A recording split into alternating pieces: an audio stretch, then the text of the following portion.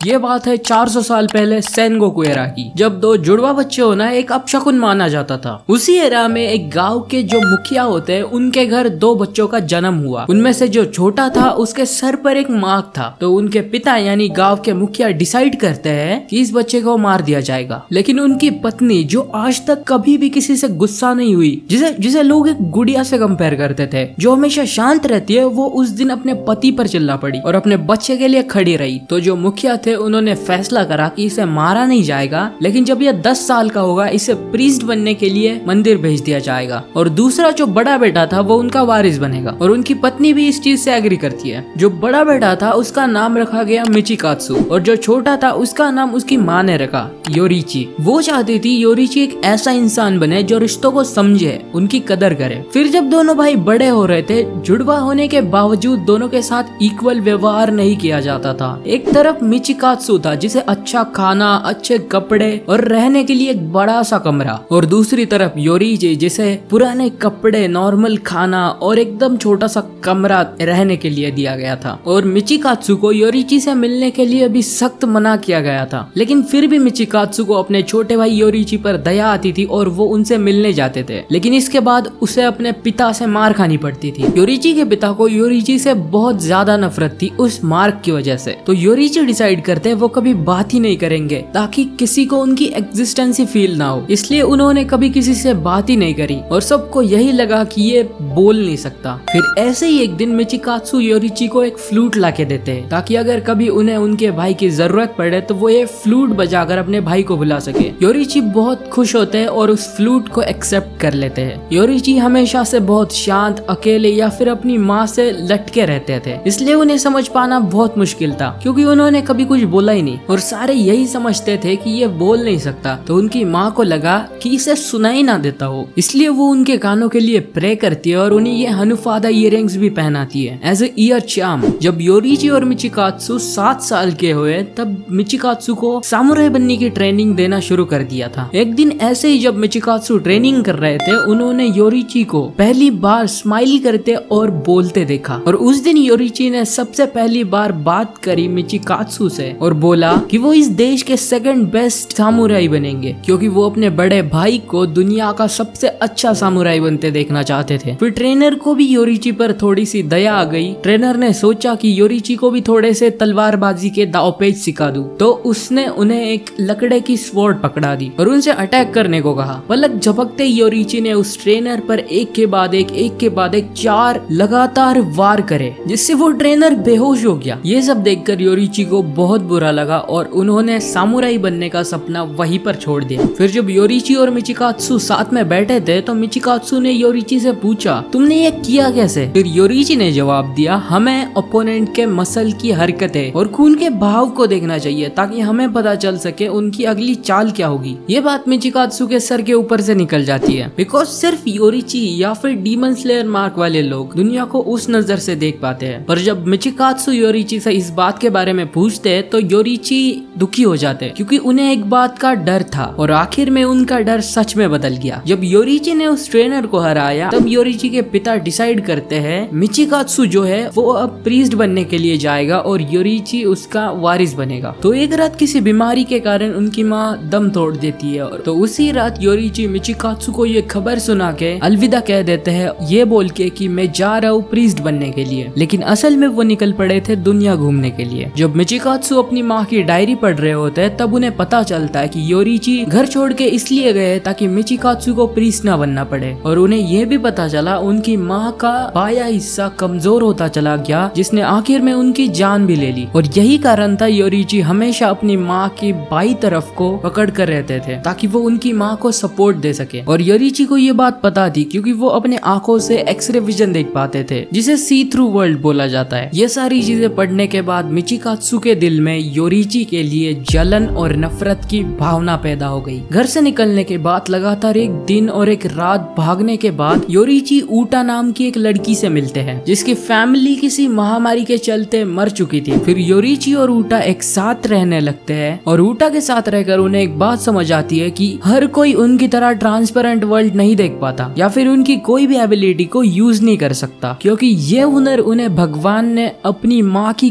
Coke से तोहफे में दिया था। 10 साल के बाद ऊटा और योरिची शादी कर लेते हैं और जब ऊटा प्रेगनेंसी के लास्ट स्टेज में होती है तब योरिची मदद के लिए मिडवाइफ को या फिर नर्स को लेने जाते हैं और वो ऊटा से वादा करते हैं मैं सूरज ढलने से पहले वापस आ जाऊंगा। लेकिन रास्ते में वो एक बूढ़े इंसान की मदद करने के लिए रुक जाते हैं और उन्हें बहुत देर हो जाती है। फिर वो घर तो पहुंच जाते हैं लेकिन जो उन्होंने देखा वो दिल दहलाने वाला था। उनके सामने उनकी पत्नी ऊटा और उसके पेट में पल रही बच्ची की लाश उनके सामने पड़ी थी। किसी डीमन ने उन्हें योरिची की गैर मौजूदगी में मार दिया था। इस बात से योरिची को इतना बड़ा शौक लगा कि वो उनकी लाश को गले से लगाकर 10 दिन तक रोते रहे। फिर एक डीमन स्लेयर वहाँ पर आया और उसने योरिची को बताया कि उन्हें अब तू मुक्ति दे दे और उनका अंतिम संस्कार कर दे। और यहीं पर योरिची का एक छोटी सी फैमिली बनाने का सपना टूट जाता है और वो फैसला ले लेते हैं एक डीमन स्लेयर बनने का। डीमन स्लेयर बनने के बाद योरिची सबसे पहले सन ब्रीदिंग टेक्निक का इजाद करते हैं और बाकी डीमन स्लेयर्स को भी इस टेक्निक को सिखाने की कोशिश करते हैं, पर कोई इसे सीख नहीं पाता, इसे मास्टर नहीं कर पाता क्योंकि सभी की शारीरिक क्षमता योरिची जितनी नहीं थी। कोई भी सन ब्रीदिंग को मास्टर नहीं कर पाया। लेकिन उसी से 5 ब्रीदिंग टेक्निक्स की बर्थ होती है, flame, water, thunder, rock and wind. अब जब मिचिकात्सु लॉर्ड बन चुके थे उस लैंड के, उन पर और उनके साथियों पर कुछ डीमंस अटैक कर देते हैं। वो डीमंस मिचिकात्सु के साथियों को तो मार देते हैं और मिचिकात्सु भी मरने ही वाले थे। तभी वहाँ पर आते हैं योरिची और वो उन डीमंस को मार के मिचिकात्सु को बचा लेते हैं। योरिची को इतने सालों के बाद देखने के बाद मिचिकात्सु शॉक में थे और अब जो योरिची इतने पावरफुल हो गए थे, मिचिकात्सु योरिची पर और जलने लगते हैं और फिर उन्होंने भी डीमन स्लेयर्स को ज्वाइन कर लिया और जलन में मून ब्रीदिंग को बर्थ दे दी। और इस टाइम तक बहुत सारे डीमन स्लेयर्स ने डीमन स्लेयर मार्क को अनलॉक कर लिया था, तो मिचिकात्सु के लिए भी ये कोई बड़ी बात नहीं थी। जिन लोगों ने भी इस मार्क को अनलॉक करा था उन्हें सी थ्रू वर्ल्ड और योरिची की बाकी सारी एबिलिटीज तो मिल जाती है, पर साथ ही में 25 साल के अंदर मरने का कर्स भी लग जाता है। फिर कुछ समय बाद योरिची और डीमन किंग मुजान का आमना सामना हुआ और इस फाइट को मैंने इस वीडियो के अंदर बहुत अच्छे से एक्सप्लेन करा है। कैसे मुजान भाग निकला,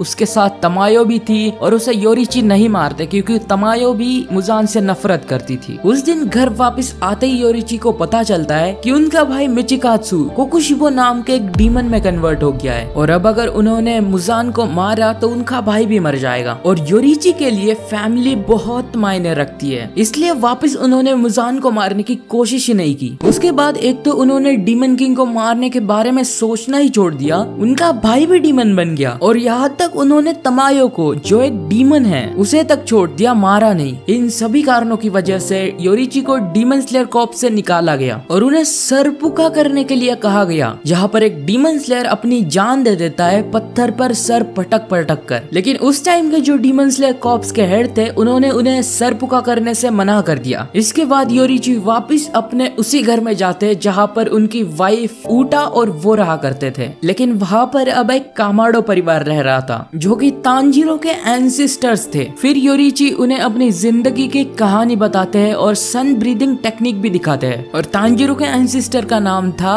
सुमियोशी कामाडो। सुमियोशी की पत्नी, सुमियोशी की वाइफ को योरिची की सन ब्रीदिंग टेक्निक बहुत ज्यादा पसंद आती है। लोगों का कहना ये था जब योरिची स्वॉर्ड चलाते थे तब ऐसा लगता ही नहीं था कि कोई फाइट कर रहा है, उन्हें देखने के बाद ऐसा लगता था कि कोई स्पिरिट डांस कर रही है। जब वो स्वॉर्ड चलाते थे उनके चेहरे पर एक एक्सप्रेशन तक नहीं होता था। फिर एक दिन एक आखिरी बार योरिची उस कामाडो परिवार से मिलने जाते हैं, तब वापस सुमियोशी की पत्नी योरिची से सन ब्रीदिंग को परफॉर्म करने के लिए बोलती है। वो उनके सामने आखिरी बार सन ब्रीदिंग को परफॉर्म करते और जो सुमियोशी थे वो सन ब्रीदिंग के 13 फॉर्म्स को याद कर लेते एज अ हिनुकामी कागुरा डांस, जो तांजीरो सन ब्रीदिंग यूज करता है, हिनुकामी कागुरा, समझ रहे हो। फिर योरिची अपनी हनुफादा इयररिंग्स भी सुमियोशी को दे देते हैं और एक प्यारी सी स्माइल के साथ कामाडो फैमिली को अलविदा कह देते हैं। योरिची वापस निकल चुके थे दुनिया घूमने और डीमंस को मारने और अब योरिची 80 साल के हो चुके हैं और उनकी मुलाकात होती है अपर मून 1 कोकुशिबो से, जो पहले उनका भाई था। योरिची कोकुशिबो को देखते ही